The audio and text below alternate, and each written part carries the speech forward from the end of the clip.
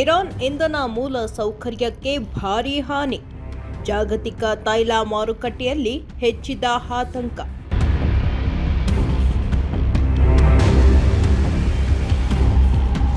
ಇಸ್ಫಹಾನ್ನಲ್ಲಿರುವ ನೈಸರ್ಗಿಕ ಅನಿಲ ಸಂಸ್ಕರಣಾ ಘಟಕದ ಒಂದು ಭಾಗ ಹಾಗೂ ಕೊಕ್ರಾಮ್ ಶಹರ್ ಪ್ರದೇಶದ ವಿದ್ಯುತ್ ಸ್ಥಾವರಕ್ಕೆ ಸಂಪರ್ಕ ಹೊಂದಿರುವ ಪ್ರಮುಖ ಪೈಪ್ಲೈನ್ಗಳು ದಾಳಿಯಿಂದ ಹಾನಿಗೊಳಗಾಗಿವೆ ಎಂದು ತಿಳಿದುಬಂದಿದೆ.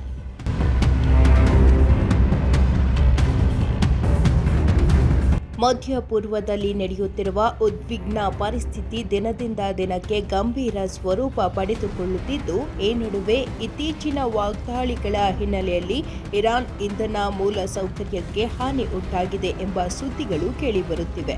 ಇದು ಜಾಗತಿಕ ತೈಲ ಮಾರುಕಟ್ಟೆಯಲ್ಲಿ ಆತಂಕ ಹೆಚ್ಚಾಗುವಂತೆ ಮಾಡಿದೆ.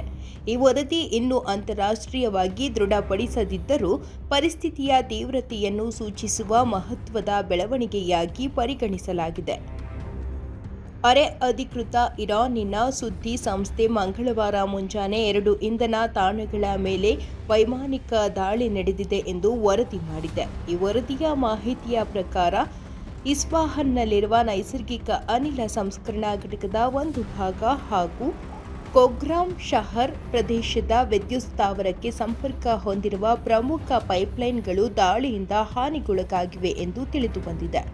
ಈ ದಾಳಿಗಳು ನಿಖರವಾಗಿ ಯಾವಾಗ ಮತ್ತು ಹೇಗೆ ನಡೆದವು ಎಂಬುದರ ಬಗ್ಗೆ ಸ್ಪಷ್ಟತೆ ಇಲ್ಲದಿದ್ದರೂ ವಾಯು ದಾಳಿಗಳಿಂದ ಈ ಹಾನಿ ಸಂಭವಿಸಿರಬಹುದು ಎಂಬ ಶಂಕೆ ವ್ಯಕ್ತವಾಗಿದೆ.